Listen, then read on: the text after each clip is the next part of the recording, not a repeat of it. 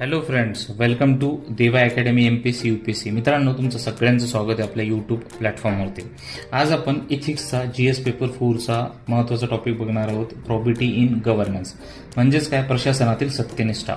मित्रांनो, प्रशासनामध्ये सत्यनिष्ठा असणे खूप गरजेचं आहे, राईट. सो याचा अर्थ काय होतो? याचा अर्थ असा होतो की complete integrity and strong moral principles. बघा, नुसती इंटिग्रिटी असून चालणार नाही, कम्प्लीट इंटिग्रिटी असावी. कुठलीही सिच्युएशन असो, आपल्याला आपली इंटिग्रिटी जपणं खूप गरजेचं आहे आणि आपले जे स्ट्रॉंग मोरल प्रिन्सिपल्स आहेत तेही असणं खूप गरजेचं आहे. याचा अर्थ काय होतो? प्रामाणिकपणा आणि मजबूत नैतिक तत्त्वे, राईट. ठीक आहे.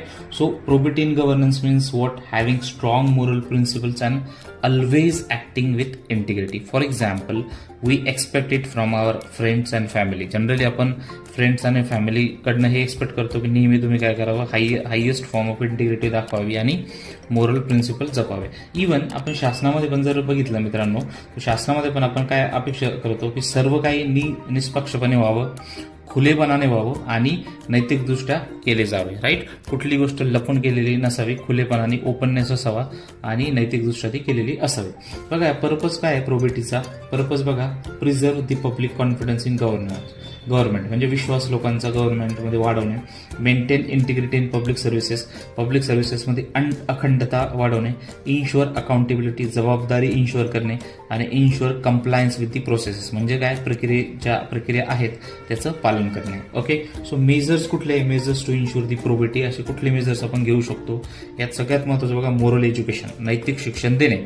म्हणजेच काय, याच्यामध्ये लाच, असं जसं लाच आहे किंवा ब्राईब आहे हे घेण्याचे टाळणे, याचं महत्त्व सांगणे, राईट. अकाउंटेबिलिटी, जबाबदारी कशी असते त्याचं महत्त्व सांगणे. ट्रान्सपरन्सी, पारदर्शकता मेंटेन करणे. म्हणजेच काय, जी पण काही माहिती आहे त्याची उघड देवाणघेवाण करणे. आणि पुढचं ग्रीव्हान्स रिड्रेसल म्हणजे तक्रार निवारण, राईट. सो प्रोबिटी इन गव्हर्नन्समध्ये जर एक्झाम्पल द्यायचं झालं तर याच्यामध्ये आपला राईट टू इन्फॉर्मेशन ॲक्टचं एक्झाम्पल याच्यामध्ये आपल्याला देता येईल. जर तुम्हाला व्हिडिओ आवडला असेल तर नक्कीच आपल्या व्हिडिओला लाईक, शेअर आणि सबस्क्राईब करा. आणि रेग्युलर लेक्चरसाठी मित्रांनो, तुम्ही आपल्या चॅनलला सबस्क्राईब केले तर तुम्हाला जॉग्राफी ऑप्शनल ॲज वेल ॲज इथिक्सचे लेक्चर तिथे भेटतील. Thank you for watching the video.